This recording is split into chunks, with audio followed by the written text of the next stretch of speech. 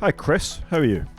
I'm alright, Rod. Good afternoon. It's my fault we're recording a bit early, so if there's any breaking news over the weekend, it will be on my head.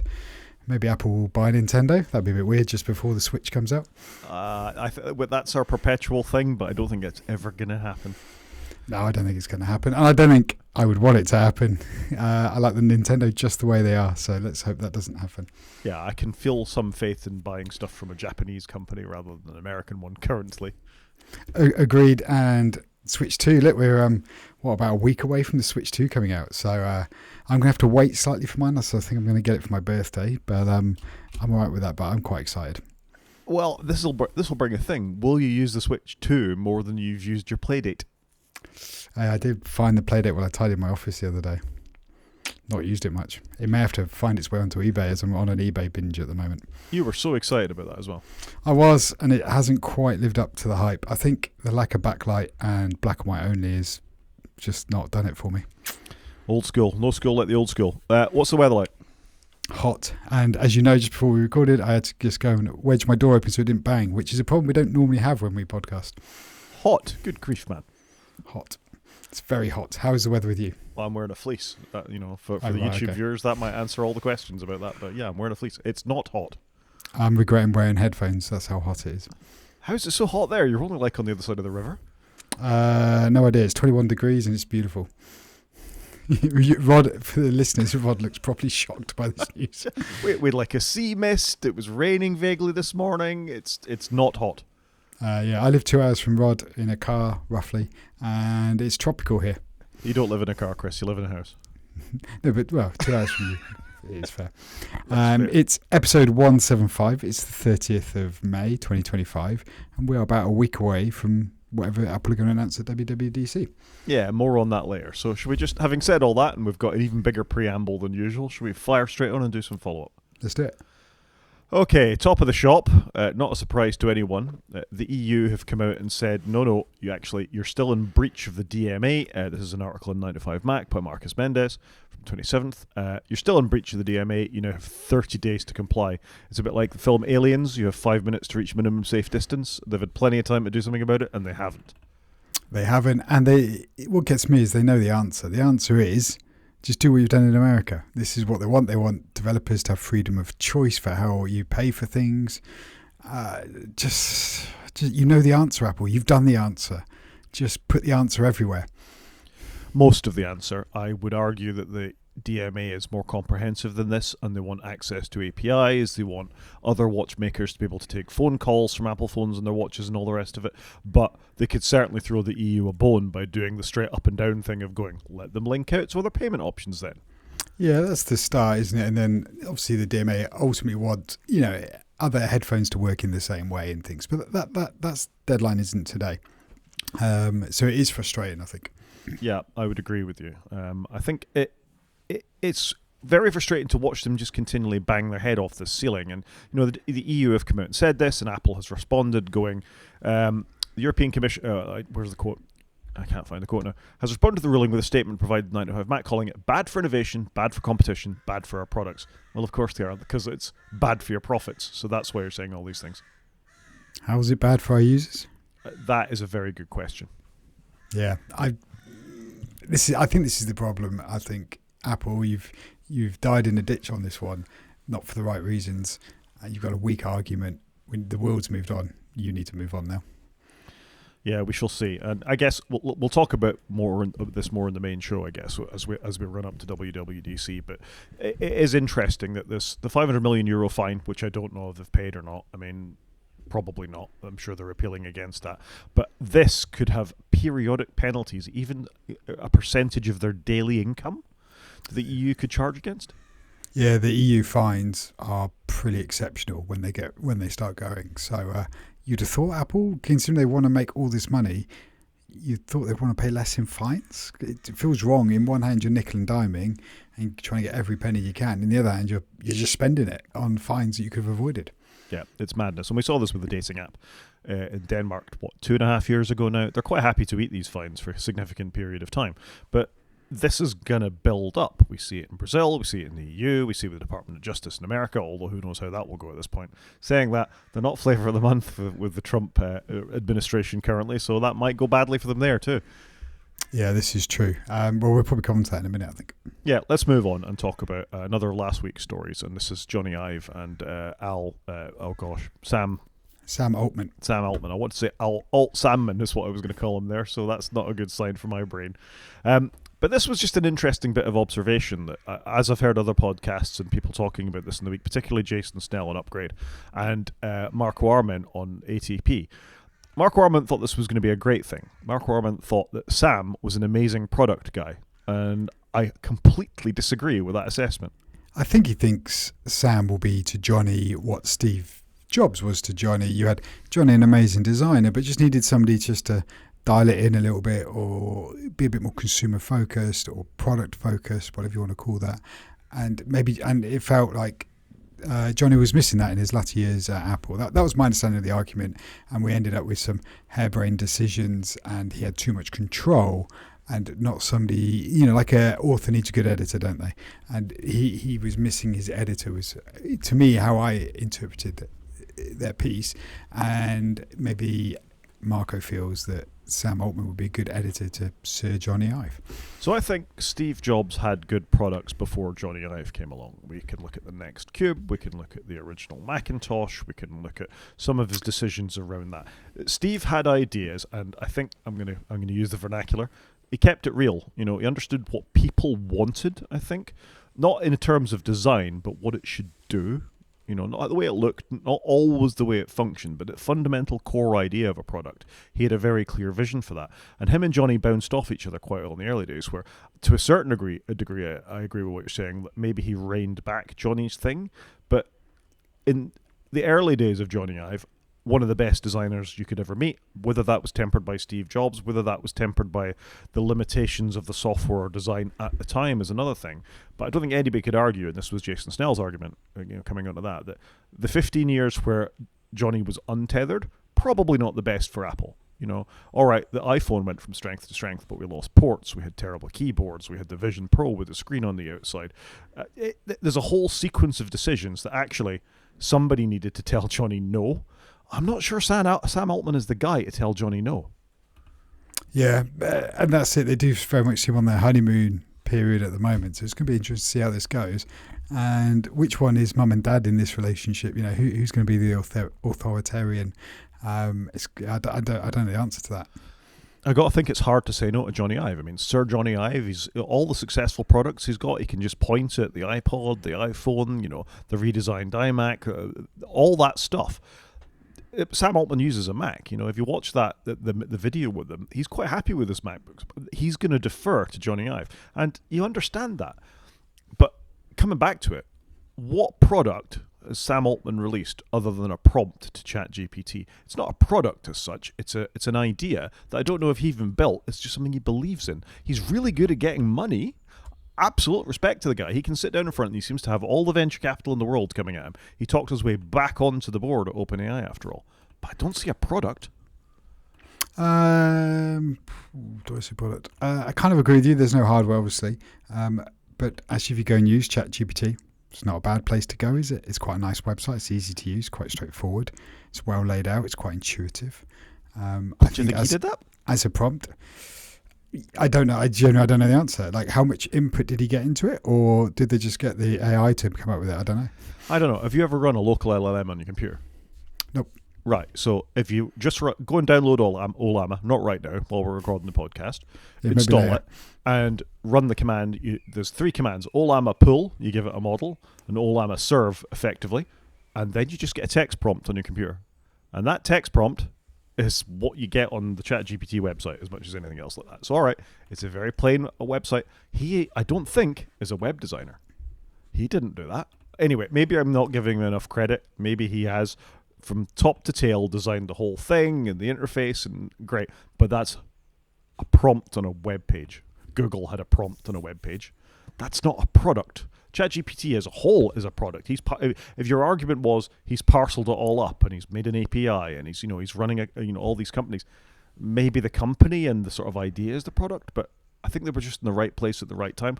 What ChatGPT does, or OpenAI does, isn't that much different from Claude, Anthropic, Google, Gemini, Quen, pick one. Yep. But what they've done, though, it's kind of like Netflix, isn't it? They've got their name out there. They're the de facto one. When you talk to non-techie people, so if you ask my son what Claude is, probably show you a blank face. Whereas if you go ChatGPT, it's, oh yeah, I know what that is. I use it all the time. That's fair. So he's got a brand out there like Kodak. It's got a good brand. Yeah. Well, Kodak's probably not a great one to use, but he's got a good brand, and they've lent into it. And sometimes the better brand isn't always the better product, but it's the one that's out there. And it is quite impressive. I think it is quite impressive what they've done, and it is quite straightforward to use. Anyway, I share Jason's skepticism. I mean, the conversation on Upgrade between Mike and Jason, where Mike is super enthusiastic. He thinks this is great. He worships the ground pretty much that Johnny Ive walks on. He's always got something interesting to say. He thinks he's an amazing designer, blah, blah, blah, blah, which is fine. And I'm with Mike up to the point of the last 15 years with Apple. I think beyond that point, he's now, and again, I think Jason says this, he's now a super rich guy who designs super expensive products for rich people, and he's not keeping it real. Back to my point from there, where Steve Jobs, I don't think, ever lost that, no matter how much money he had. He always saw the point in the product, that the product had to serve a purpose. I think Steve Jobs was always quite humble, didn't live in a big flash house, and do you know what I mean? Whilst he had lots of money and probably had yachts and stuff, it was actually relatively normal to a point. Go on. And with the best will in the world, Steve Jobs was never normal, but I think he had an acute ability to observe what people needed in a product and what a product could do. Steve was mad. There's no denying. I mean, I don't think he was a very nice person to be around. You see the way that he treated his family and his daughter and his approach to, I'm just eating apples for 6 months, that kind of thing. Steve Jobs was mad, but I think he had a very peculiar kind of madness that sort of turned into amazing products and an amazing sense of people. And I would agree with that. He had that, they called it the reality distortion field. I think Sam Altman has a certain amount of the reality distortion field. That's how he gets money from people. But I remain to be convinced about the utility of the product. And just coming back to this thing, I remain to be convinced about why a pendant, a necklace, an earring, whatever this amazing thing is that they've done, is any better than a smartphone. And I think that's where I got stuck. They see this is the third tier of products. You've got a MacBook in one hand and an iPhone in the other, and in your third hand you're going to have this, whatever this product is, and they're not trying to replace the phone with it, which I find interesting. Yeah. Anyway, it's interesting, and I think it's a flash in the pan. Apparently, Federico Viticci said that's the end of Apple when this partnership was announced, and I think that's absolutely losing all perspective. This is an announcement. I don't think it's that major. Not yet. The devil's going to be in the detail. Are they going to deliver this product, and are we going to want it? And is it going to be something that we're going to want to wear or have, like an Apple Watch as that extra device? I don't know. It's going to be curious. But we've got a quote coming up later from the Nothing CEO who thinks the future is an iPhone with one app on it, and maybe this is that. I can't see it myself, but maybe I'm missing something. Well, with two responses to that before we move on. Do you still wear an Apple Watch? I do not, and I haven't even got my mechanical one on at the moment because it's so hot. It's actually really hot. I often take my watch off when it's hot. Yeah, and Humane Pin. Agreed. That's it. But that was an awful product. But equally, I'm not sure I want a product that I haven't got a screen on it. I can't touch my photos, look at my photos, listen to my music, pick the album. Watch a video. You need something with a screen to do that. People love their smartphones, and the second you're in any sort of crowded environment, a voice-only interface is useless. And I don't want that distraction. I don't want it interrupting my music. I can, or my audio book or podcast, I can type whilst I'm listening, and it don't have that interruption. So yeah. I'm curious to see where this is going to go. And you don't want to be that guy on the train blasting out your Sam and Johnny device. No. Why do people put speakerphone on in crowded environments walking that's down the street? I thing. don't understand it. We better move on, otherwise we'll be stuck here forever. Very quickly, Apple has hiked its iCloud and Apple One subscription prices in Brazil. I wonder if this is just natural selection or a response to the fact that Brazil is going to force sideloading. I don't know. There was talk about this being because of the currency rates and the exchange rates, but Apple haven't explained why they've done it, which is really bizarre. So is it because they're annoyed at Brazil, or is it because the exchange rates and this is just normal business practice? I don't know.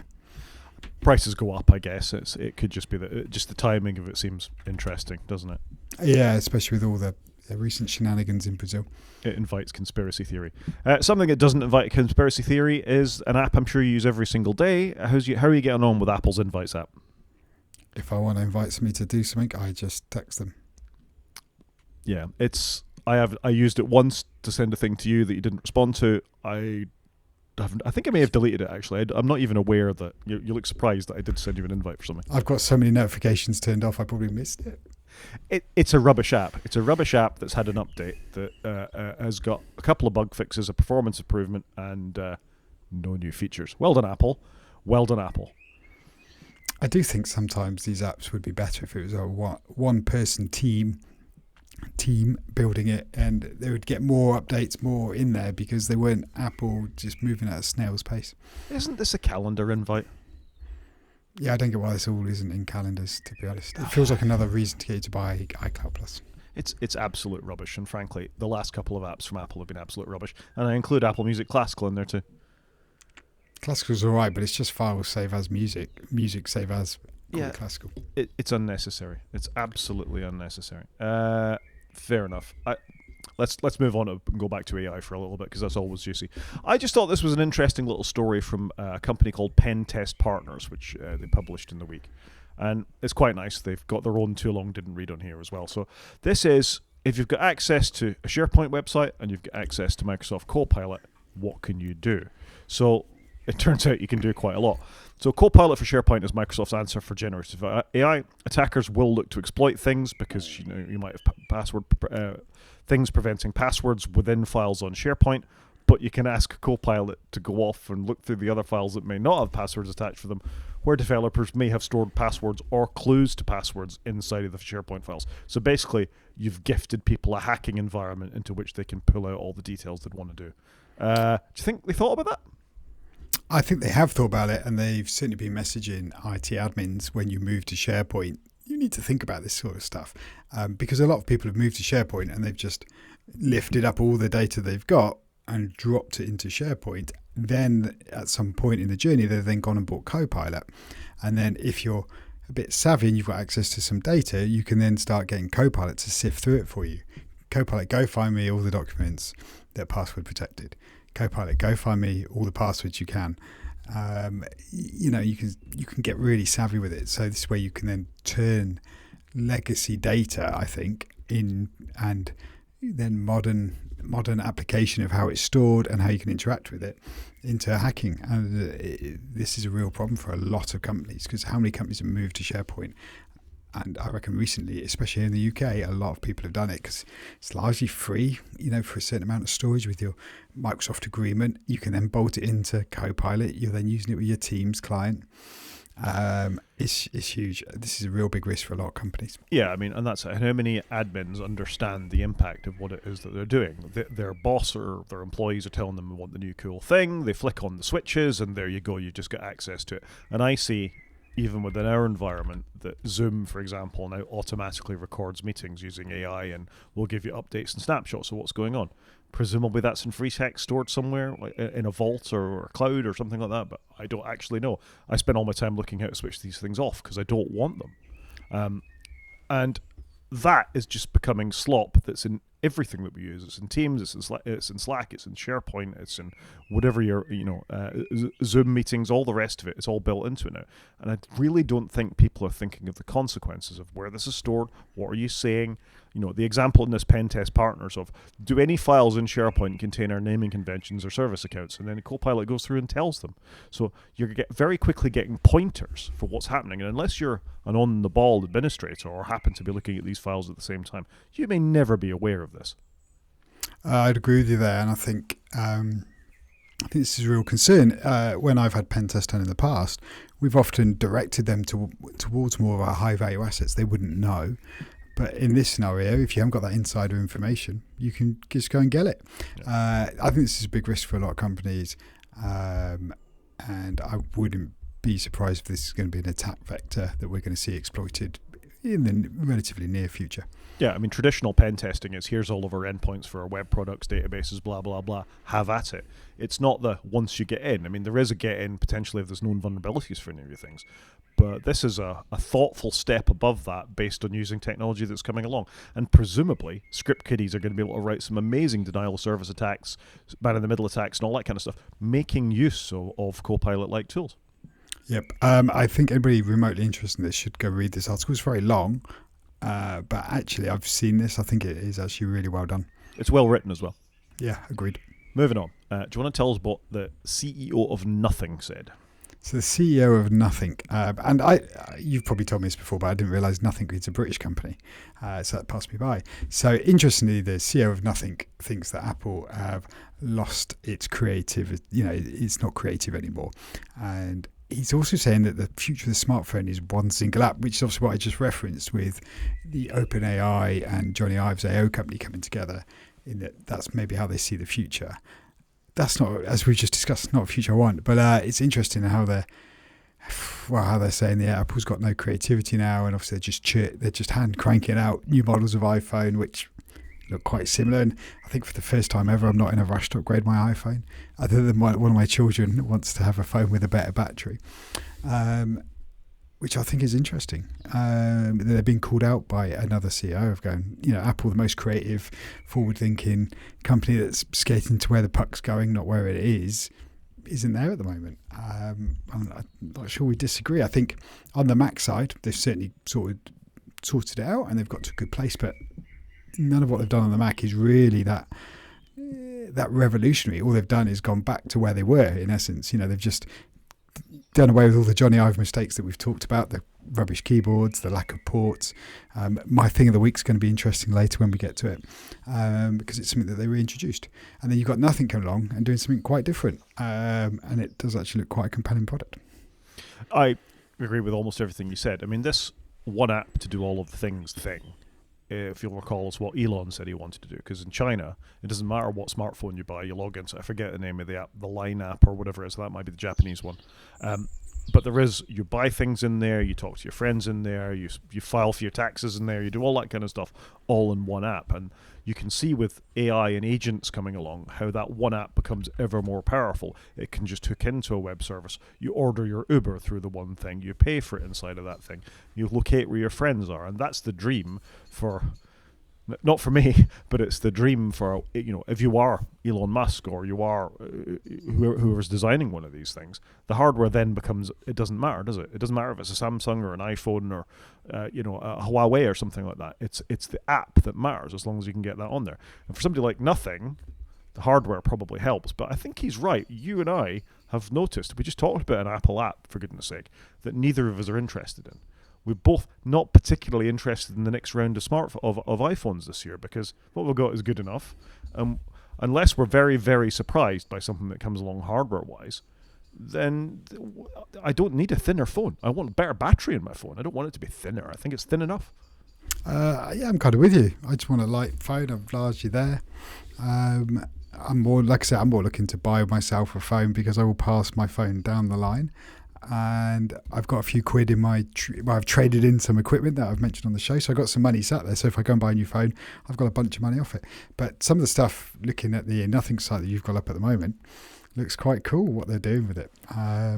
It's interesting. I agree with you. I mean, there's two things, isn't there? There's the walled garden that we live in, the fact that it works with our Macs, it's what we're used to, it runs the software we want, yada, yada, yada. But I'm also not out for 1,100 quid for another phone, excluding tariffs. Whereas this, I think, is 299 quid, 299.99, so it's 300 quid phone.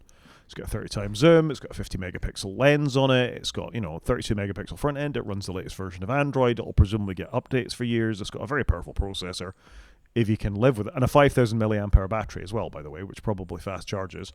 So there's nothing wrong with that. That is a lot of phone for not a lot of money that if you don't really care because you got it to run at the one app, or even, let's face it, most of the apps we want these days, what's the harm, Yeah, I wouldn't disagree with that. I've never used a Nothing phone, but that's quite a compelling pitch they've got. Fair play. And isn't it nice to see a British phone manufacturer? I mean, it's Android and all the rest of it, but it's nice to see a British phone manufacturer. Yeah, agreed. That would make me come round to it, I think. Really? That's interesting. Bit of national pride there, eh? Bit of national pride. Yeah, I sound like Donald Trump now. Let's talk about national pride, actually, in their next story. So this was in The Verge and was featured in mainstream media as well. It's quite interesting, the American definition of censorship, isn't it? That the US has now come out and said, and this, I think it was the FBI deputy director who said this, that the US will deny visas to foreign officials, it says censor social media. So this, they think, relates back to a couple of stories. Last year, or a couple of years back, when the UK was having riots around the country based on the Southport stabbings, I think is what the initiating event was. They were unhappy with the UK government's potential reaching out to Elon and others to stop this content spreading because it was causing discontent. The US views that as censorship, and some of EU governments have said this as well when you're spreading hate crimes and things like that without it. And the US views all this as, sorry, it was Marco Rubio said this, it wasn't the deputy director of the FBI. But I think this is an odd perspective on censorship. Yeah, I'm with you. It is an odd perspective. There's a lot of odd stuff going on at the moment, but I completely agree with you. Never up until recently have I worried about travelling to a foreign country, but it now feels like we should be more worried about this. I mean, I sort of buried the lead here a little bit. That basically any officials of other countries that have made attempts to ban particular speech on American networks will be denied access to the United States. I mean, that's the point of this story. So in that example, Keir Starmer wouldn't be allowed to travel to the United States because he'd called on Elon Musk to stop spreading hate crimes on X. And all this is a bit sticky for me because, as some EU officials have pointed out, US sites often block material that is censored in Europe, such as that isn't censored in Europe, such as discussions about euthanasia, nude artworks, particular books, calling Trump a taco, all that kind of stuff. I don't know if you've seen that in the news this week, but apparently the new word for Trump is taco. Trump always caves is the thing. Wow. Because all of his tariffs and everything, he's always caved in when it's come to it. And a journalist asked him about this yesterday, and he was not impressed. So, I think what one country views as censorship is not what another does. But America's the land of free speech, right? So. Yes, quite. I think we've got a quote coming up actually on the Truth platform, haven't we? Yeah, we do. Which I've never seen until I click that link. Oh, it's the first time ever I've linked to one of Donald Trump's truths. Yep. No, I thought it was quite interesting. I can be balanced. No censorship here. Should we do some news? Let's do some news. So sad news for fans of particular apps. Mozilla, who run the Firefox browser and Thunderbird web client and things like that, are shutting down Pocket. Pocket was a read it later app, like a bookmarking app, something particularly you saw on Firefox or other apps. It was an iOS app, it was an Android app. You could save that content for later and even read it offline. Did you ever use Pocket? No, I've never really got into a read it later app, if I'm being honest. But I'm a bit sad about this because I thought it was quite nice that it found a home with Mozilla. But equally, I can understand that maybe they are jettisoning things that aren't really their core business. And you see this with a lot of companies. They get big, they focus on too many things, and then they have to dial it back in. So I kind of understand why they're going this way. I think it's a very particular kind of person wants a read it later app. If you think of Marco Arman's app, Instapaper went the same way. They sold it off because it was really no traction in it, in that sort of bookmark it and get offline, because nobody's really offline anymore. Even on flights and things these days, you're not offline. Yeah, it made sense. There was a window of opportunity when it made sense, and he probably offloaded that app at the right time as user numbers were probably declining. Yeah. Anyway, pour one out for Pocket. It's going. I did make use of Pocket when I went all in on Firefox briefly, but I'd rather maintain my own bookmarks and links as we do for this podcast. So my requirements aren't quite this, and I do feel a bit sad for it because it was a purchase by Firefox, by Mozilla. It could have done really well. Like you say, I think it had that brief opportunity to shine, but it's just another thing in the background that's going away. Yep, and like I say, I get why they're letting it go, because they've got to focus on their core business right now. They do. Something else that's going away, I've recommended on this podcast, it's been a previous app of the week, is the browser company who made a Chromium-based browser called Arc. They are killing that as well. So for whatever reason, it didn't get the uptake, probably because it's just another Chromium-based browser. And they're launching Dia, which is an AI-based platform product thing instead, because of course it is. I think it's a bit sad. Arc was really well received. Lots of influencers and bloggers and people started using it. It's nice to see different spins on Chrome, although they are all just Chrome. But why would you trust this company if they just kill their products this quickly and move on? That is a concern. Also, the name dire is a bit unfortunate in English-speaking language. I don't know what it means in other languages, but in our language, dire, I know it's spelled differently, but dire normally means bad. If you're in a dire place, you're in a bad place. So it's a bit unfortunate, I think, the name.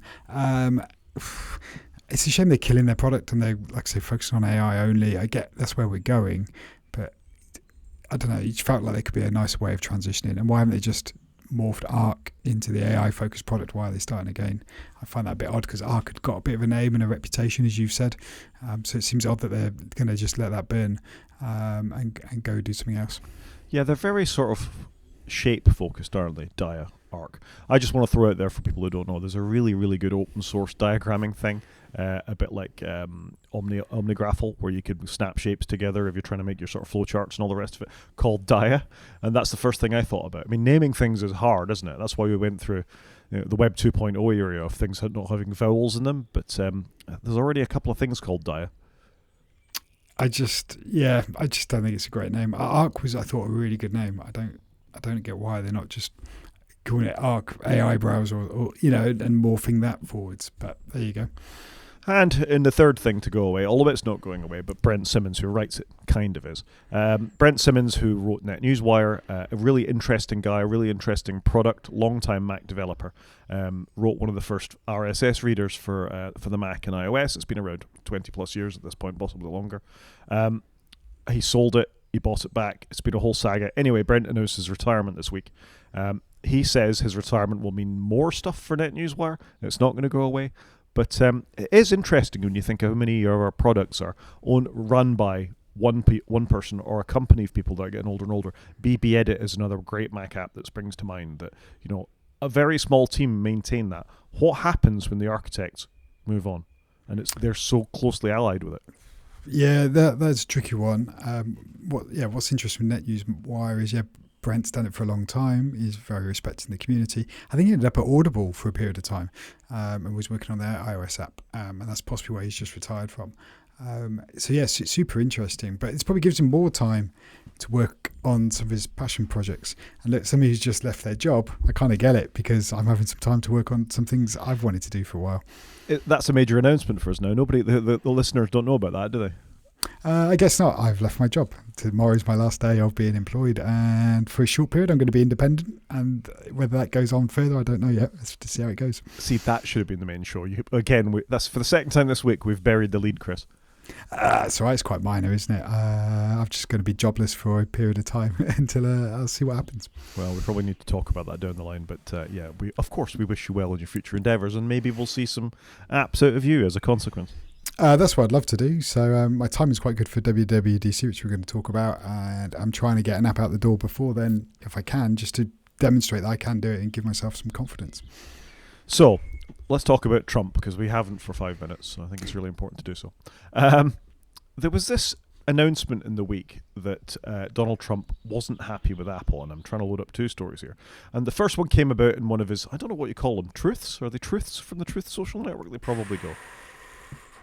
Yeah, I don't really care. I was going to use a different word, but this is the first time I've ever seen Truth Social, so you've taken me to a new place today. Yeah, it's one I'd rather not be in myself, but I can't think what they've copied to come up with this basic outline. Anyway, Donald J. Trump has truthed, whatever he's done, become upset at Tim Cook because iPhones aren't being made in the United States of America, and I think Apple thought they'd done a clever thing. I can't look at this page anymore. I'm going to flip off it. Apple thought they'd done a clever thing by moving some of their production to India, and it was going to get around some of the tariffs. So at the point China were on 154% tariffs, they could ramp up production in India that were only subject to 25% tariffs or possibly less and get the phones in America. Anyway, in that truth, Donald Trump makes it obvious that he's really unhappy about Apple trying to get around this. He wants iPhones made in America now, goddammit. So that's not going to happen for lots of reasons that we've talked about in this podcast ad nauseum. But the sort of most petty man-baby kind of way, and I'm sorry, I can't phrase it in any other way than that, is apparently this came about because Tim Cook didn't come to the Middle East with him, as some of the other big tech CEOs did. So Donald had a strop, and Apple are going to hit 25% taxes as a consequence of not going along on a jolly. I don't know what to say on this. It all seems very bizarre. I get that Apple were playing to the rules, as it were, to make that work. But equally, you've obviously got a big iPhone window coming up in September. We're the end of May now. It's not gonna happen overnight to move production from A to B. There needs to be a degree of pragmatism here, does there not? You would have thought so. The problem is, I don't think there is any pragmatism.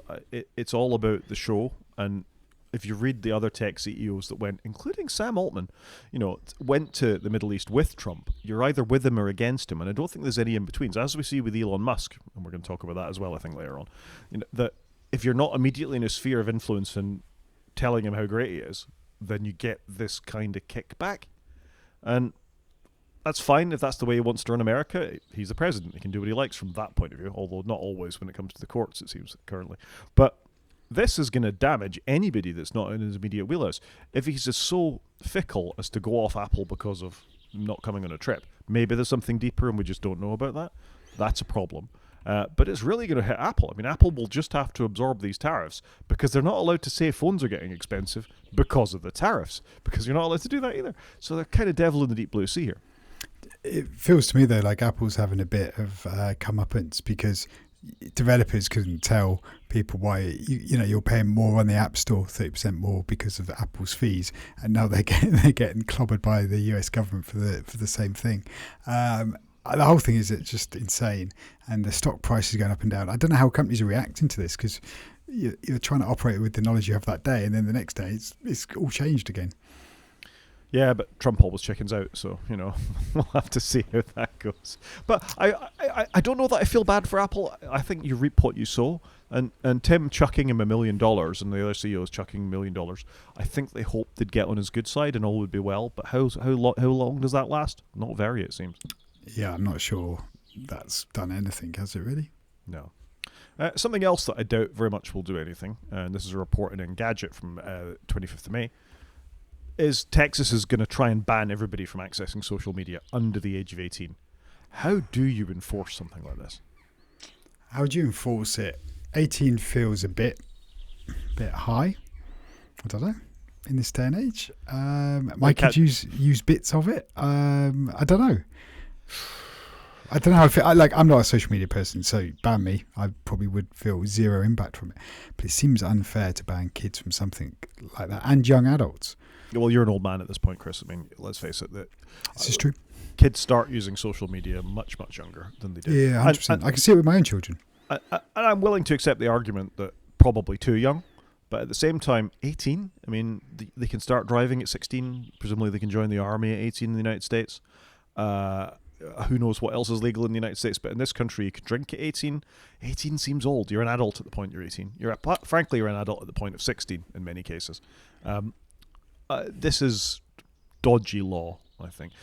I mean, you can see won't somebody think of the children argument, that they're potentially being exposed to child grooming, child sexual abuse material, things like that, scams, all the things that all the rest of us are sort of potentially at risk of over the internet, but because you haven't got that build-up. But you and I have talked about this before, and I always think it just comes back to education. It's not about banning things. It's about making people aware and children aware of the inherent risks and how to be safe. Yeah, so we've largely let our children pick what they want to do. If they want to join Instagram, crack on. If they want to go on WhatsApp, that's up to you. But you act on it, and everything you write down may well come back and bite you. And they've actually, a lot of them have made quite interesting decisions to come off these things, because I don't need my phone blowing up because somebody invited 10,000 people to a chat. So it's quite interesting, some of the decisions they're making on their own. Equally, I think if you keep young adults off this, what they can do for their businesses, you're seeing kids and young adults get into business a lot younger now. I think you'll stop some of that, and social media is part of our world. And yeah, I'm probably the tech person in my family, and I'm not on social media. It's not for me, but I appreciate I'm an anomaly, unlike the rest of my family. You want to get out there. I think, if you're putting your CV around, you got to be out there. You got to be on your LinkedIn's, and you got to be on your all the rest of it. I do a bit of LinkedIn, and that's it. But that's only because I have to. That's social media. I know, but I'm not doing it. I guess I'm doing it for work, not for pleasure. That's probably why. It's a terrible platform for work or for pleasure. It's a terrible platform. Sometimes the lines blur with LinkedIn, I've noticed. I'm going to move on because I can't cope with it. But anyway, I think this is a bad law that hasn't been passed yet, but if it's passed, it will be bad, and it will be trivial for a tech-savvy kid to get around this. I think if you said you're going to ban it till they're 14, I could probably get behind it. I think 18's a bit far. And I've just picked 14 as an arbitrary number, but... Do you need like a driving license for social media that they need to pass before they're allowed on there? I think it's one you could argue either way, and both be right. Should we do some pre-WWDC rumors instead? Let's do it. First up, Apple is going to include a new app dedicated to gaming. Whoa. What, like Game Center that they used to have 10 years ago, and they got rid of it weirdly, and now it's a nothing. Isn't it weird being an Apple watcher for a few years where you just watch these things come round and round and round? You know, we're gonna have Game Center. We're rededicating to games. There's going to be game developers on the stage at WWDC, which are always the most boring and tedious demos there anyway. And it's a game from years ago. Saying that, Apple are quite good at the tedious and boring demos themselves these days. You know, the chip stuff's interesting, and there'll be an interesting thank you to developers, but we'll talk about that later. Anyway, yeah, they're going to try and do Game Center again, it would seem. I don't get why Apple just haven't gone and bought a game studio. Go and get somebody that knows what they're doing, because you've never got games. You need somebody reporting to Tim Cook that she's Senior Vice President of Gaming on Apple platforms, all platforms, and all they're doing is running a business to engage with developers to get their games on your devices, all your platforms. You've never done it. You need to do it. Why haven't you just gone and bought somebody? All these studios are out there, or these great companies that do this stuff, or go and get some exec from Sony or Xbox, but you haven't done it, and you've got all the money, and yet you just never quite get gaming. I just don't understand it. Yeah, with the exception of Nintendo, I think Sony and Microsoft are struggling in gaming. Mobile gaming is very much where it's at because everybody's got one in their pocket. And I bet on the App Store it's the thing that makes them the most money. And that's probably why they keep coming out of it. 100%. And to a degree, Nintendo have got it right, haven't they? Because they've nailed mobile gaming and television gaming in a oneer. It's quite interesting their play, and possibly why the Switch 2 looks like the Switch 1, because they've actually got it right. I don't know. I mean, I think people buy Nintendos because of the games. I think there's two things in it. For me, anyway, I've got one coming, as we discussed. I think it's two things. One, the properties. You've got some amazing property they own. Mario, Zelda. I'm not a big Zelda person, but I know others are. You've got Metroid and all of their universes, and Donkey Kong. They've got those. But equally, I think they make nice hardware. They support it for a long period of time. You know, what did the Switch turn? Nearly 10 years old, I think. And the new OS has just come out for it very recently, so that it's compatible with the Switch 2. They've just introduced this virtual games cards that we spoke about, and that's backwards compatible. I think they've done a great job there. But equally, I can then dock the thing and play with my kids on the big telly, and we can have 4-player, or I can take it on the plane and play 2-player. You know, for the kind of casual gaming that I do, for me, it's probably the right console. Yeah, and you can see they're obviously been influenced by Nintendo. It'll have integration with FaceTime and iMessage, so you can see if your friends are online and all the rest of it. And yeah, it might work for the kids. It's certainly the function I'm not going to use if I do get a Switch 2 at some point. But I mean, I don't think we need to go on about this ad nauseum. They're going to try again. And what you said a minute ago is absolutely right. Unless they give it the focus. For TV and movies, they got a TV and movie guy who knew Hollywood inside and out, or guys, or team, and got content and made it a success, and they've never done that with gaming, and that's the only way this is going to work. But I think the problem for somebody who would be that team of people who get gaming is Apple will lose interest in it in 5 minutes. That's all they've ever done. And you'd have thought Apple, being a computer company, would have got gaming before it got films and TV.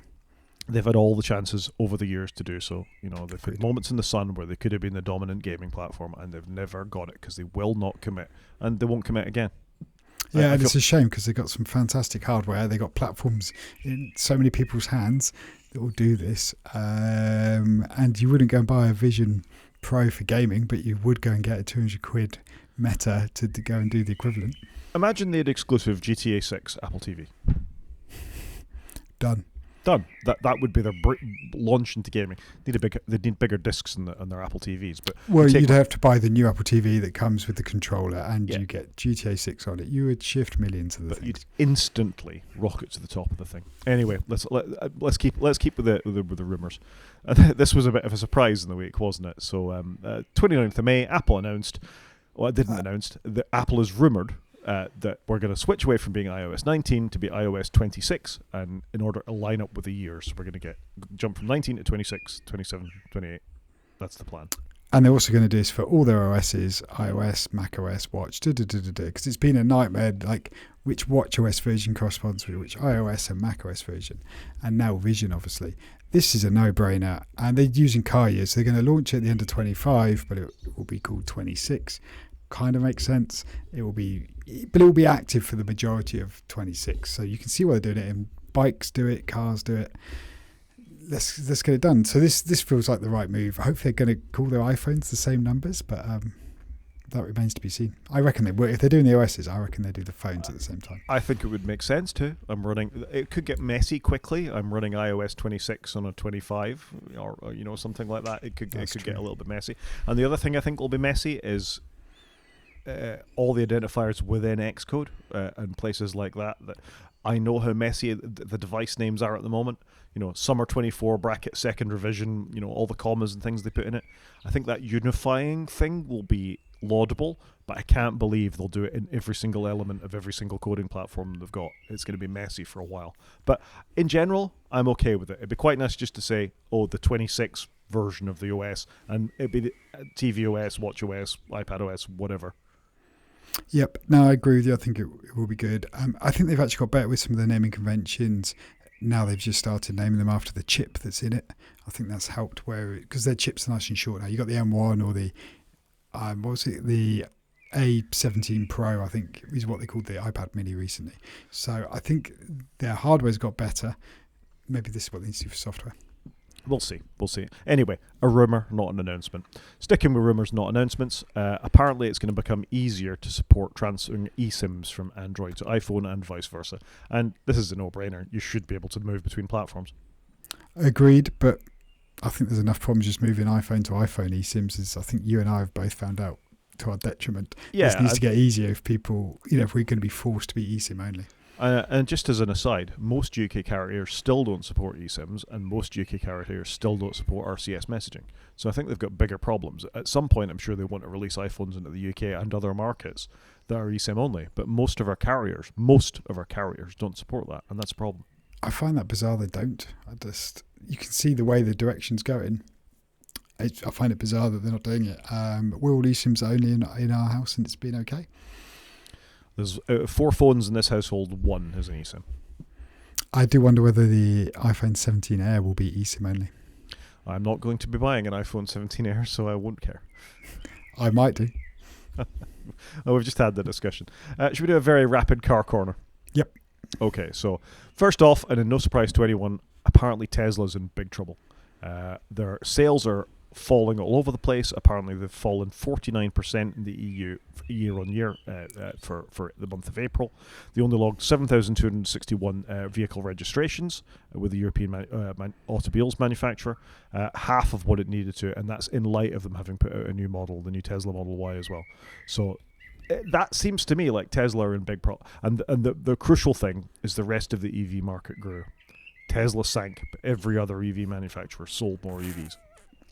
Yeah, I wonder why this is. It's not a good look, is it? Everybody else is caught up with Tesla's way of doing things to a point. I'm not saying that was good, but I wouldn't rush out and buy a Tesla. I've never liked their styling. It's not been for me, but it just looks very plain. It's the problem I have with them. But this has dropped way more than I would have anticipated. Well, is it? I mean, I did see a good comment the other day about how Elon was going to destroy Apple's stock market, and some commenter said, "Why is he going to buy them?" Because that's kind of what he's done with X, and that's what's going on with Tesla. And with the exception of Starlink and SpaceX, you kind of see that. Yeah, you do kind of see it. And he's the richest man in the world, but yet manages to tank brands. It's quite interesting. I mean, just to point out something that you said there, that you'd never fancied a Tesla, and this changed the second I went to the blooming website, but other car manufacturers are copying that Tesla style, that sort of look of the Tesla Model 3 and the rest of it. which are made in China. This is the BYD. I think this is the Seal. I forget, or it might be the Atto. I'm not good with their names. But if you look twice at that, you'd go, isn't that a Tesla Model 3? So that's sort I of... completely agree with you. That to me looks like a new Model 3. Yeah, but that is a BYD something or other, right? Massive. I think they're the biggest growing car manufacturer in the world at the moment, BYD. Build your dreams. I have seen them on the roads in the UK. Think reasons like this, that I think they're £10,000 cheaper than Tesla, although maybe not, because the discounting on Teslas is pretty high at the moment. You know, they're well reviewed, they're good enough. Why would you buy a Tesla when the brand is associated with that man? It's a serious problem, and the only way, and I see parallels in Apple. Tim Cook has become the face of failing Apple, failing in scare quotes. But that sort of stickiness is there. Do you have to get rid of the CEO to save the brand? It's a bit like the artist and the art, isn't it? The thing is, Tesla had a really strong brand, especially here in the UK. It was really strong for quite a long time, and they were very desirable cars. And they've now squandered that. So, do you need to change the person at the top, and does he need to become a silent partner? And that's maybe what needs to happen. Some brands are forever tarnished. I mean, I had a Tesla. I wouldn't buy another one. Yeah, would I ever go back? I wouldn't say never, because 10 years, 20 years is a long time.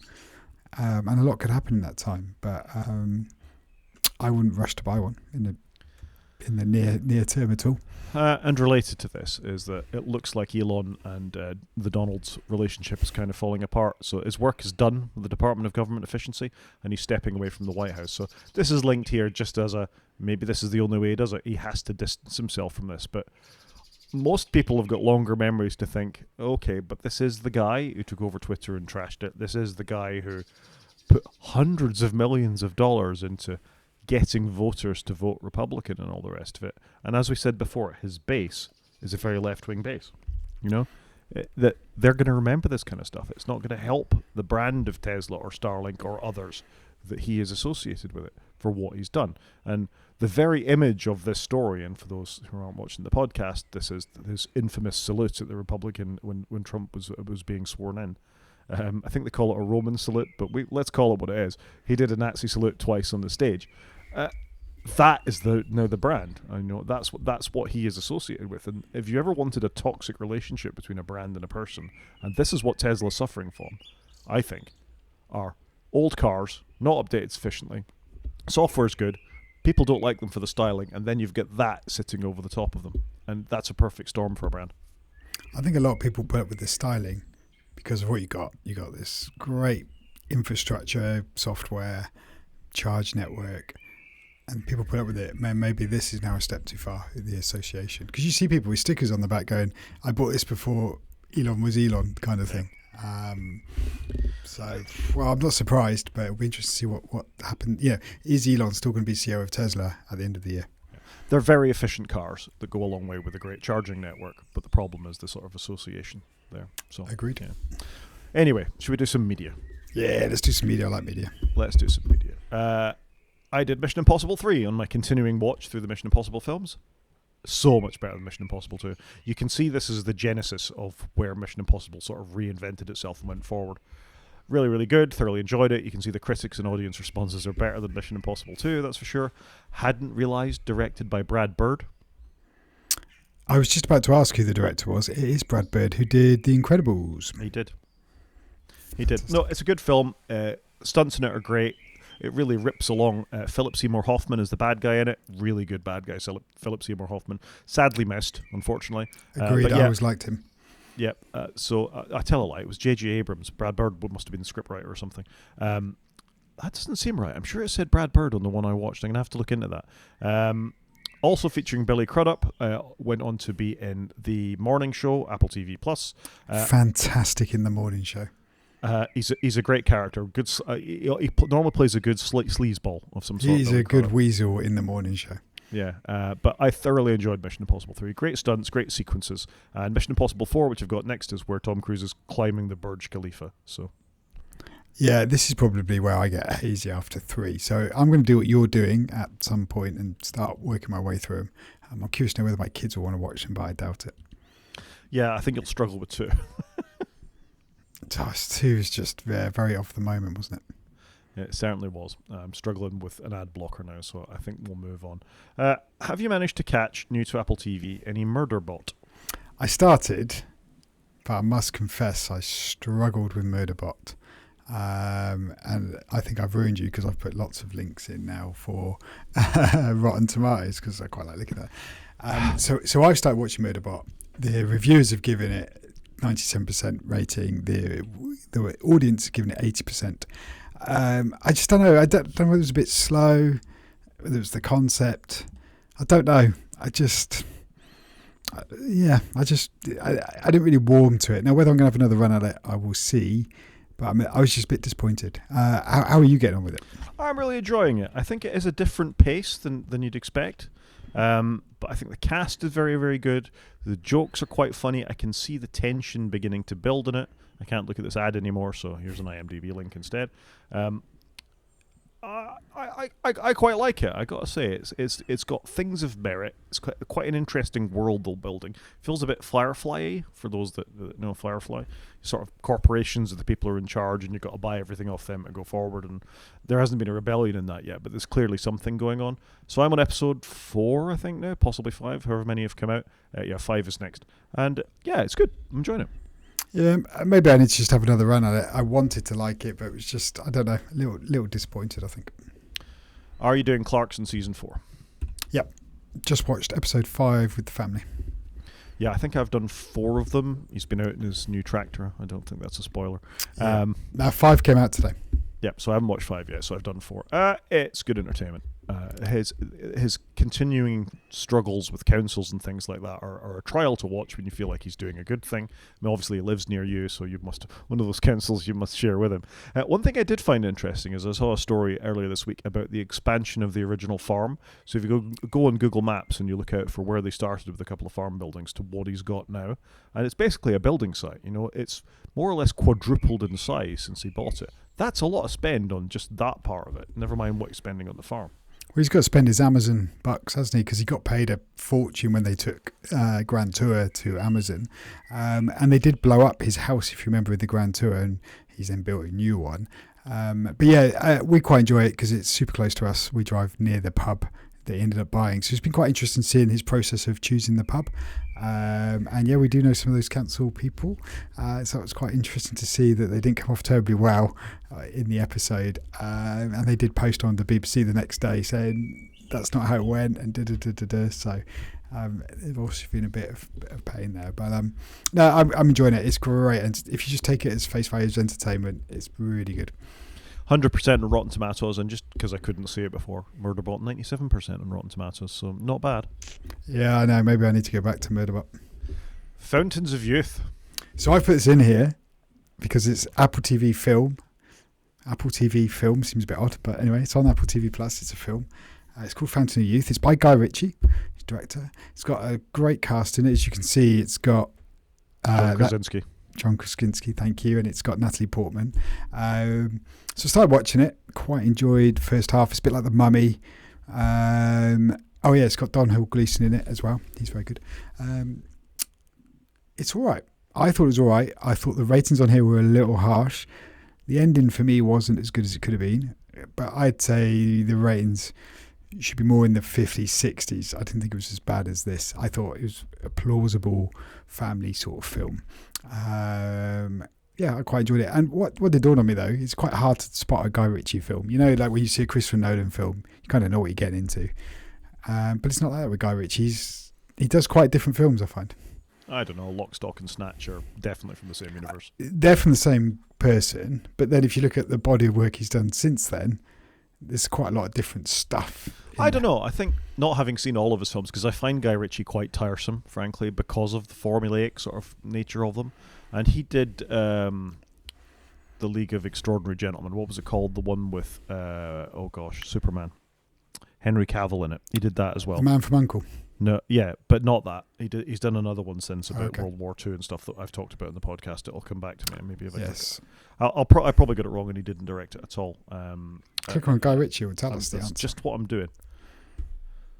The Ministry of Ungentlemanly Warfare, that's it. And you could draw a straight line from Snatch to that, and that's many, many years later.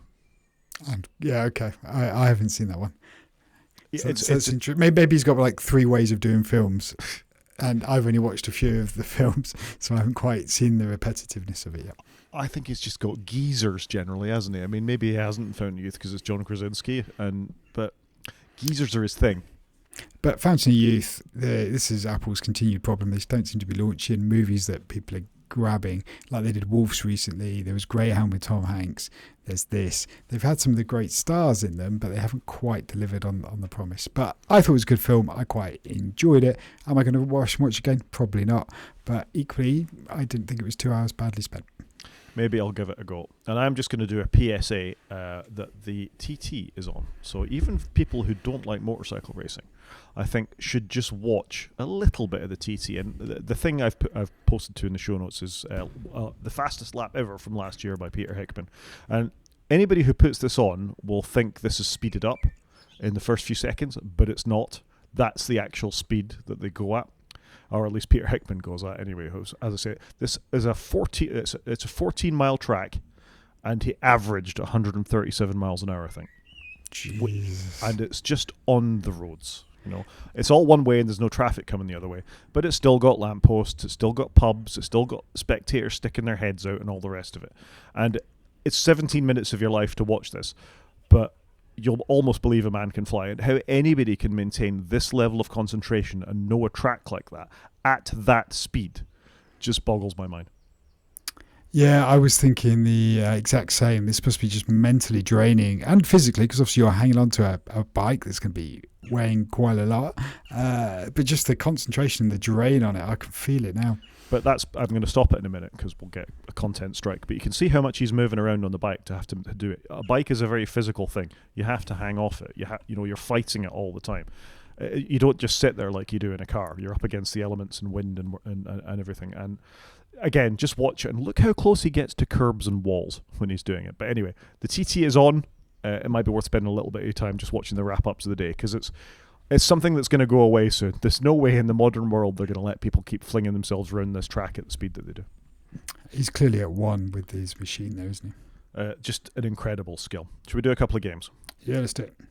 And that's not a helpful link because that's about Pocket shutting down for the Nintendo Switch 2, which is quite annoying, so I might have to go and find that link. Tell us about the Nintendo Switch 2 and USB mice while I go and find that. So you can use the Nintendo Joy-Cons, I was trying to remember the name of them, as a mouse, and it appears that you can just use a mouse as a mouse on the Nintendo Switch 2, as a surprise to nobody. So it's quite interesting. They've gone after console in your hand, console in the telly. It feels like they're going after console at your desk. So it's quite cool, I guess. I assume you can probably just plug a keyboard in. You're going to dock this like you would your laptop and game on your monitor in the corner rather than being on the big telly. I don't know. It just seems really interesting where Nintendo going. They're going after all forms of input, aren't they? Yeah, I mean, I guess if you're going to have mice, because you wouldn't want to use one of these Joy-Cons as a mouse for any sort of extended period of time. I wonder what sort of games it's going to be, though, because the worry for me about part of Nintendo's shtick is that they have got innovative and interesting control methods. Yeah, they've got joypads and all the rest of it. If you think back to the Wii and the motion controllers, that was something they did. And the Switch had a little bit of that too. The Joy-Cons come off, you can wave them around and all the rest of it. But does anybody ever do that? You're just plugging in a mouse. You know what I mean? Yeah. What got me though is I forgot. Every time I pick up the Switch, and I did set one up recently, I always forget the screen's touchscreen. I always forget about it because I never use it. It's just not the way I interact with it, and I don't want fingerprints all over it. And I wonder if mice will be the same thing. Am I going to forget I can use it as a mouse? That's really interesting because so is the Steam Deck. It's also a touchscreen. And very occasionally when it presents a keyboard to you, I do remember it's got that. But most of the time you're just using the controllers attached to it. Yep, agreed. And that's how the Switch is for me. F1 2025. So this comes out today. We have it. We've played it. It's pretty good. If you like F1, it's all right. We didn't buy last year's, but we bought one 2 years ago, so we thought it was time to get a refreshed version with the updated teams, graphics, etc., etc. Not cheap, but possibly worth waiting a couple of weeks or months until it comes down.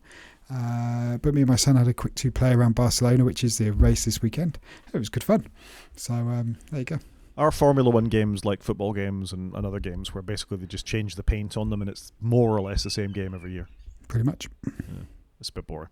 I guess what can you do? This one does have a story mode as well that you can do, but I struggle to get emotionally attached to that. Fair enough. I haven't played any games this week, I'm sorry to report. It's unusual for me. I beat you for 1 week. 52 weeks in a year, Chris takes one where he's played something and Rod hasn't. Well done. Well done. Should we do a main show?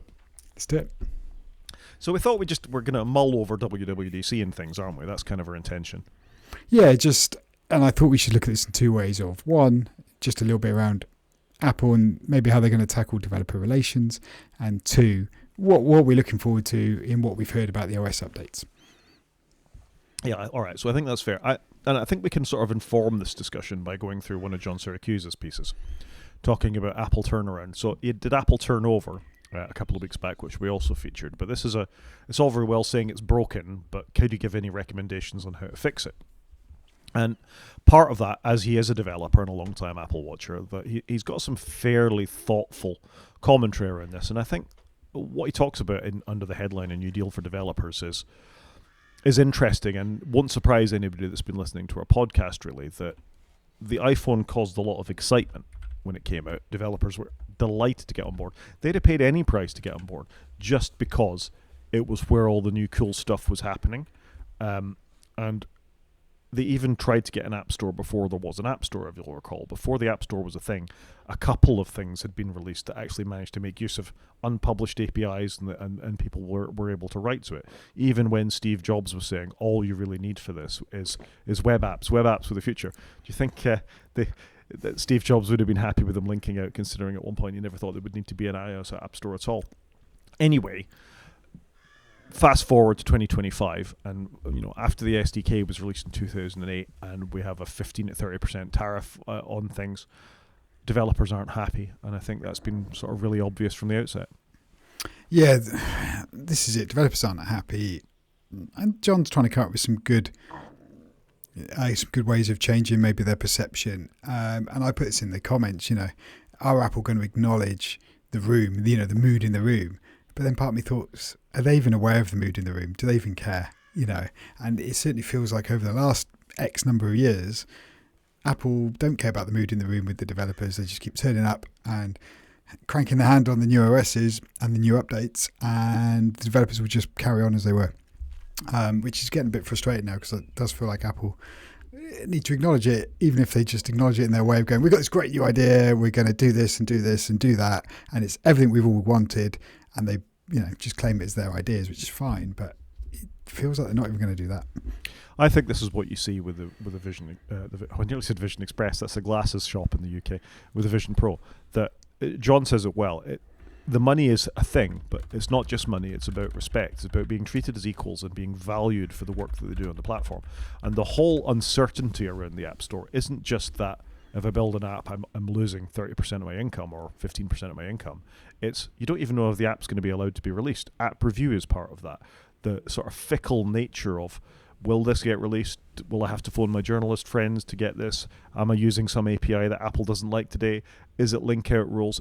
It's not just money. It's respect and app review and the whole thing that comes with it. And fundamentally the way that Apple treats developers. And you see that with they used to do a big video at the start of WWDC with all the cool stuff and all the money they'd given to developers over the years and all the rest of it. And I think developers got a bit suckered in by that. Whereas now, I think Apple is the steam press that crushes all their dreams. For that advert that was very in poor taste last year. For the iPad Pro. For the iPad Pro.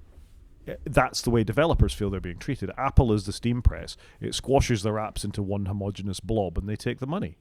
And that is the feeling that you very much get in the community, that people are still making apps because that's how they get their living, a lot of the people.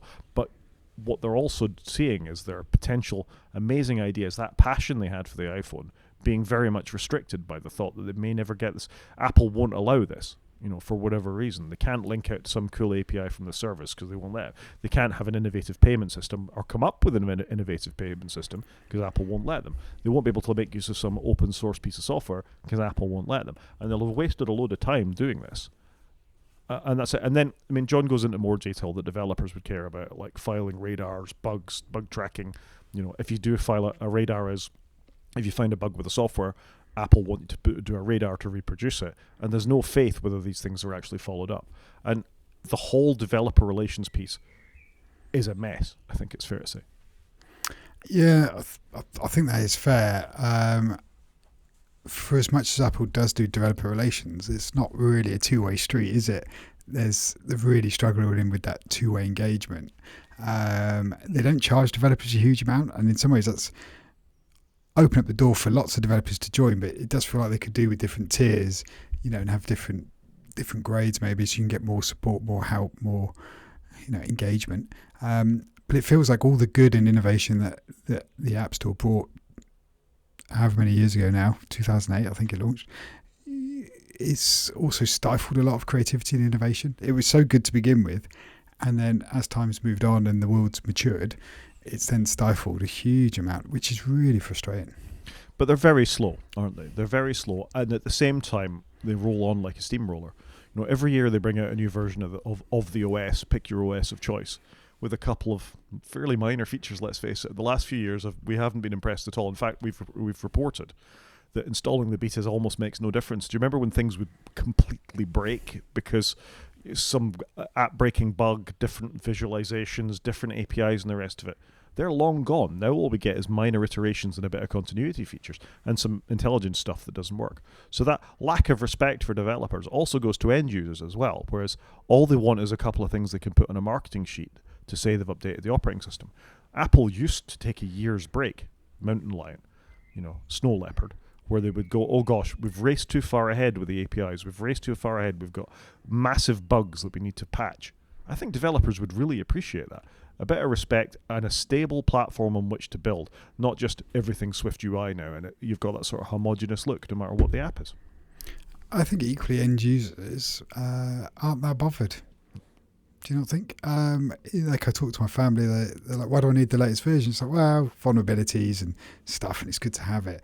But I ask them what they got out of iOS 18. Probably nothing, really. Or 17. Or 17, because Apple Intelligence didn't really bring anything. I'm trying to think what we use that's in the new OSs. There's just nothing really there, is there?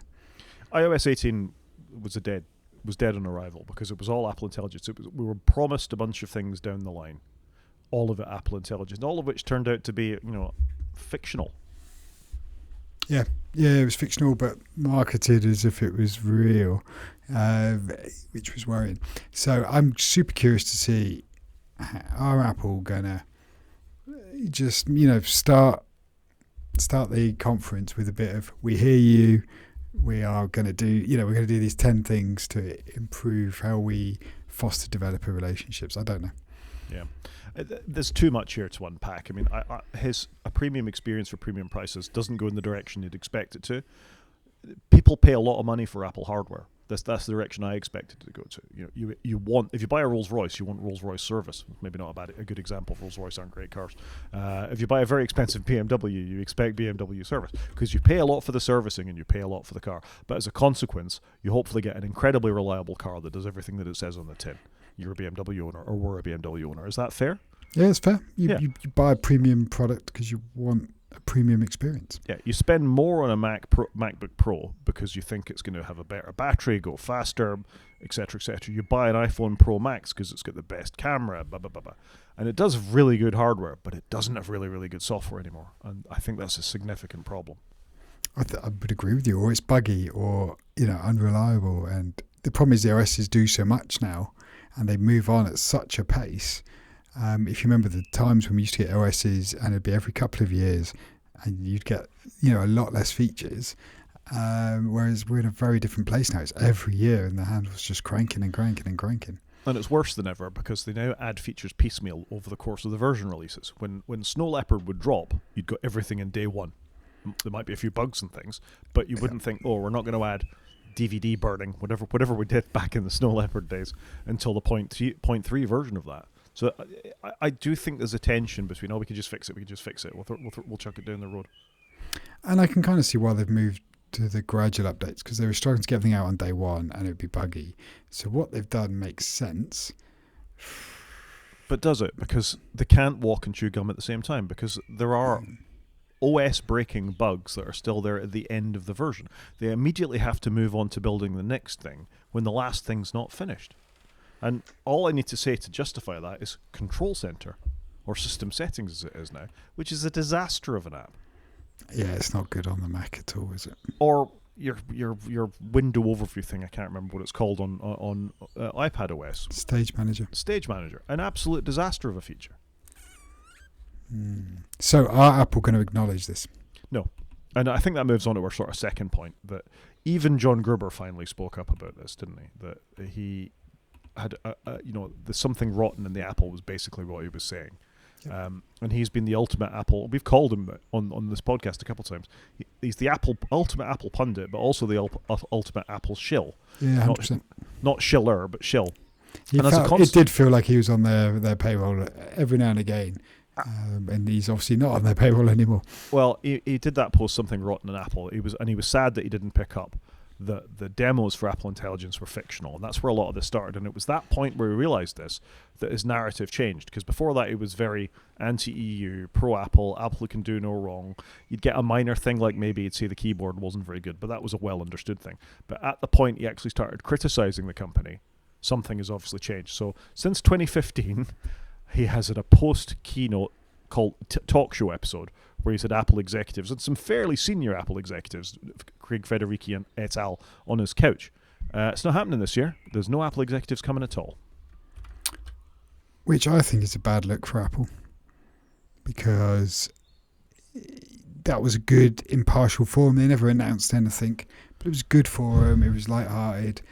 I think it's a bit of a shame they're not doing it. And I think they're continuing to put the wall up between Apple and the community. I don't think it was a good forum. I think he softballed every single question at them because he might have been on their payroll. All agreed. You got was talking points from them that they'd already talked about in the keynote. It's not like he was asking them the tough questions there. And there were no tough questions, and they'd obviously been vetted beforehand. What John Gruber was allowed to ask them was he had to stick to the script, didn't he? And at the point I stopped watching the live talk show was when he came out with the Playdate in his pocket. Do you remember that one? And it was so cringy and hard to watch just from the get-go. And then he softballs all the questions to the executives, and I was just like, I'm out. And in fact, I stopped listening to it at that point as well. John has become interesting again, and I think his writing has improved again since he started being critical of Apple. And I think I don't really include us in this because we have no power when it comes to our podcast compared to others. But I think it's important for Apple's fans to be, as John Syracuse is, critical of what they do, and not just, they're great, and slavishly follow the finances and the products and just say they're a perfect company and can do no wrong, because they very, very clearly aren't at this point. You only get better if you listen to your criticism. You don't get better by ignoring it, do you? Well, you've said repeatedly, Apple have to compete, and the fact that they've got no competition and they've been able to build these walls has led us to the situation where I am less excited than I've ever been for WWDC. I think I'm mixed on it. I think part of me is excited because I love all the updates. I love getting everything for free. You know, you can just go and play with it, download the betas. And I've always enjoyed that, even when I used to have to do one at a time because I didn't have enough internet to download them. And I'm also a little interested because I've started doing some developing and I'd like to do some more. So in one hand, I'm interested, but in the other hand, it's hard to get behind something that you don't necessarily 100% believe in. It is. It's difficult. And my sort of perspective on trying different laptops, trying Android phones, trying not to use as much American. Somebody said, "I don't have your scruples, Rod." When I talked about this when I went out for a curry last week, I thought that's an interesting way to put this, isn't it? Am I over moralizing what I'm doing, or is this a rational reaction? I genuinely don't. It makes you question yourself. You got to vote with your feet, haven't you? You do, and I think this sort of comes back to what we started talking about. Are you going to rush out and buy an iPhone in September? Maybe. I don't know. It depends if they take my fancy. I mean, that's the same answer you give every year, isn't it? And then you'll go, there's some little feature in the camera that I must have. And let's face it, they incrementally improve. But even moving from, you skipped 2 years, didn't you? And then you bought a new phone. Do you see that much different? Yeah. No, you don't. I think often you buy it and you're like, oh, right, it's same old piece of glass and doesn't do much different. I fired up my old M1 iPad from the other day and I was like, this isn't much different than my M4 iPad. It's funny. I was messing around with an M1 MacBook Pro, and exactly the same. It's fast. It's got a long battery life, and actually the M3, M4s are a little faster, but genuinely, for day-to-day operations of everything that you want to do, what's that now? A 5-year-old computer? The M1, yeah. It's a 5-year-old computer. If I pick up a 5-year-old PC, you can see a difference in 5 years. A 5-year-old Mac is, you can't. I genuinely think the M4 isn't that much better than the M1. No, I don't think it's night and day. I don't think it is at all. It's a great device, but it's very iterative. So that brings it back to sort of my thoughts are, this is about software, and I want Apple to acknowledge that they've lost a lot of standing with the community, not just with developers, primarily with developers, but I think with the public as well. The public, particularly the European, British, Brazilian, non-US public, think about the company in a different way now. And they have a chance in a very public forum where lots of people, and again, not just developers, watch the keynote.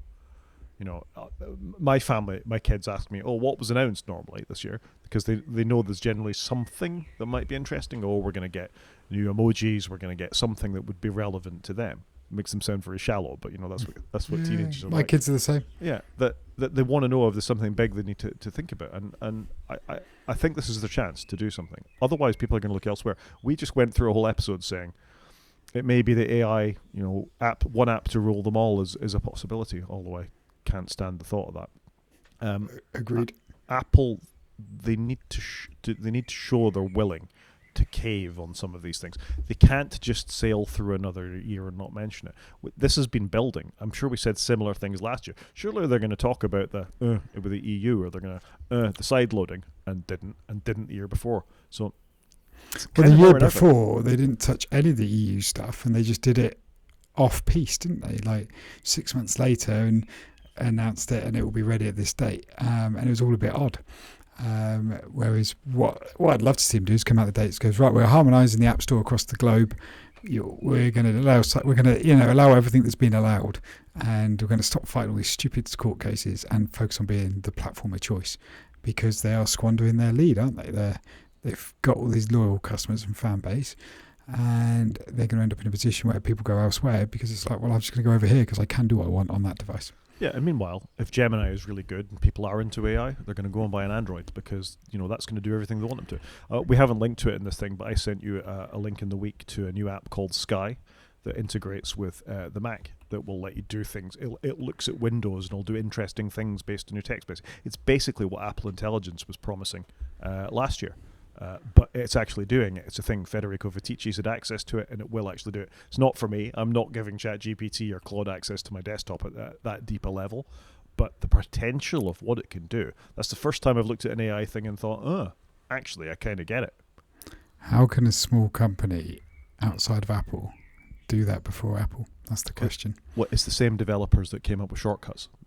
But Apple have promised we were getting this, and they haven't delivered it, whereas a small company's gone out and done it. Because they're too slow. All they care about is the amount of dollars in the bottom line. And that's the fundamental problem here, is they're not looking at us, and they're not doing the Steve Jobs things of what is the best product I can get, and I'm going to win based on the best product I can get. They're doing it on what's the most income I can get from this thing, and how long could I hang on to it. Yep, no, agreed. Obsessed with the market. Do you want to talk about any of the features, or do you think we've kind of done the deal? I was just going to briefly just touch on a couple of very minor bits. I won't go too long. So we're hopefully going to get a new look, which I'm a little looking forward to. Like, how is a new look going to apply to my Mac, to my phone? And I'm using my Mac more than ever. So I'm just curious to see what does that look like? Because the Mac does look wildly different than it did 20 years ago. So I'm curious to see what they do there, if it's anything or is it nothing. Interested in that. We're going to get captive network sync as well, which is a minor thing, and they could have dropped in a point update, but I think that would be kind of useful. Then we're going to get, possibly, it feels like we're going to lose a load of Intel chip support. So it does feel like you're going to, at some point soon, need an Apple Silicon to run it. So there are a few exceptions. So that's just a general feeling in the room. I am worried they're going to stop supporting the XR because a lot of my family members have XRs. That's my one concern there.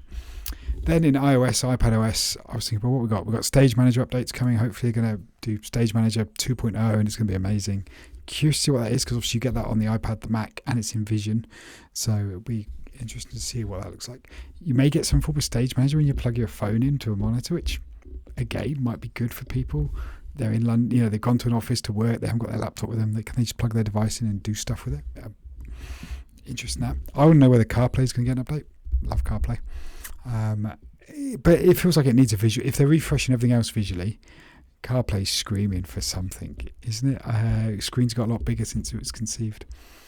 Are we going to get proper interactive widgets? Why can't my widget that shows the music I was last playing give me next and previous buttons and do all of that sort of thing? It feels like that should be there. Why can't Apple make that work? So I'd like to see that. There's talk of a floating tab bar, which sounds interesting, but then when you think about the practicalities of it, it feels like I wonder how that's going to work, because when you scroll to the bottom of content, what you're going to show underneath the tab bar is every page going to get a little bit longer. Then there was talk of AI battery mode, so we're going to have intelligent battery modes. That sounds like we should get that. What dawned on me since owning my MacBook is the battery on my MacBook is insane. And I remember the time, and I'm sure you do, when we all looked at the iPad and go, how does the iPad get 10 hours? My MacBook gets 2.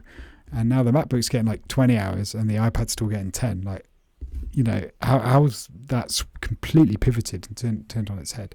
So I'm curious to see what that's going to look like. And I think that's probably the thing everybody wants, is how do we get better battery life? Because batteries still aren't there, even just to last a day.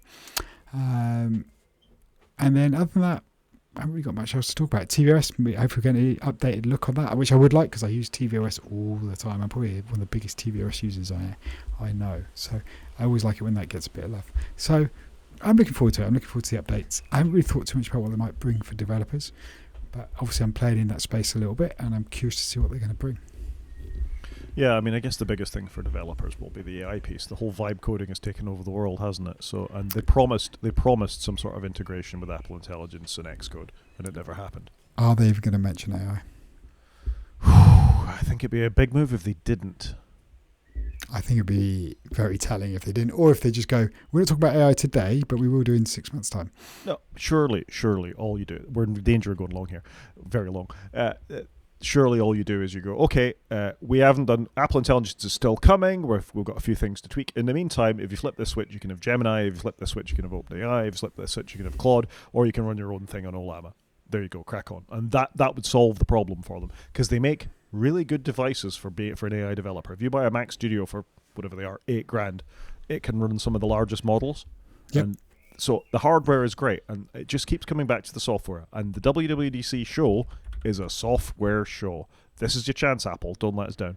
Yes, it's for developers. I always get annoyed when it becomes a hardware release show. It's like, no, this is for developers. Yep, I think they brought the HomePod out at WWDC, which was an odd place to do it. The Mac Pro I'm fine with. You can drop a Mac Pro because it's a big machine that's beefy that developers might use. But other than that, nope. Even then, I'm not sure most developers are using a Mac Pro these days because it's so expensive. Well, the Mac Studio or even the Mac Mini, frankly, these days is probably a good enough machine for most people. But again, I'm just going to reiterate that this is really important now, Apple. I think you're not an Elon Musk moment, but people are paying attention now in a way that they never have before. The last few devices haven't been great. The last few software updates haven't been great. And Apple Intelligence has been, I'm going to be generous, an unmitigated disaster that's brought some stupid emojis and some absolutely rubbish grammatical checking. So AI is where it's at. You're not skating to where the puck is, as Chris said earlier. So time to sort it out. Agreed. So I think I'm probably looking forward to WWDC slightly more than you, but not as much as I normally do. Yeah, it's the shine is coming off. Yeah, 100%. App of the week. Do it. App of the week is Fiery Feeds. So I know you're a big fan of Reader. I love it. But I now self-host my own RSS feeds. So I use Fresh RSS for that. It's quite nice to an iOS or Android version of that. This is iOS in this case.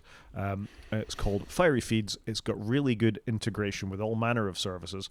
Feedly, Feedbin, Fever, InnoReader, NewsBlur, Bazcaz, Old Reader, Feed, blah, blah, blah. The one I use is Fresh RSS, which is the self-hosted one, and that's there. You can add your Read It Now links for Pocket, which is going away, as we talked about, and others. It's just a really nice, well-done app with beautiful, very iOS-like that you can swipe through, get to your feeds, syncs instantly with the server. I'm really impressed with it. I quite like the visual style of it. And it tells me how many I've got left to read, Chris, which I think is really important in a reading thing. I just go to the timeline, and then you just keep reading until you get to the top. No, but you want to know if am I going to be here for 3 minutes or am I going to be here for 3 hours? It does now show you in the top right how far down the list you are. I have moved on. Fiery feeds for me. Check it out. Fiery feeds. There's Rod's recommendation. App of the week. Thing of the week even. Thing of the week. So I've gone for old school MagSafe. So I recently bought a MacBook Air. It comes with MagSafe. MagSafe is, in the old days, how you used to charge, the only way you could charge your MacBook. And it snaps on, it's magnetic. It looks cool.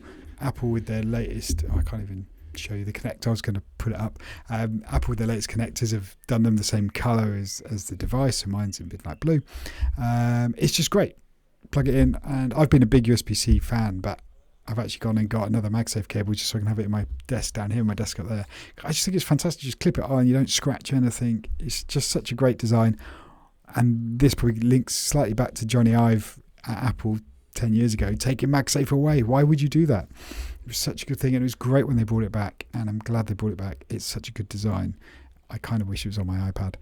I just think it's really good, and it doesn't use up a port. So MagSafe, that's my thing of the week. It's good technology, and for those that don't have it, there was ways that you could get MagSafe USB-C connectors to power, at least. It left you like an ugly stubby thing sticking out your USB-C connector, but people were very glad when they brought back MagSafe. For me, I had a MagSafe on my M1 for a long time, and it stayed coiled up in the bag because I'd carry my laptop to the screen would have USB-C, that would give me power and connection, and off I'd go. So I get it, but I think it's time.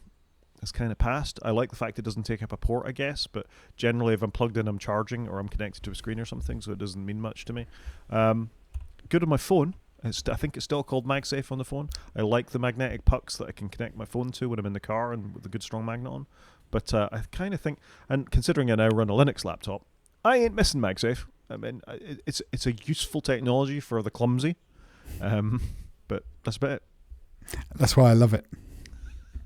A useful technology for the clumsy. And there we got our show title right at the end as well.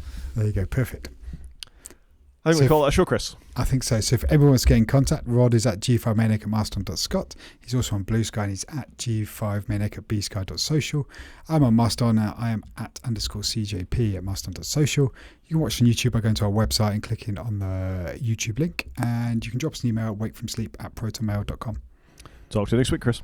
Cheers, Rod.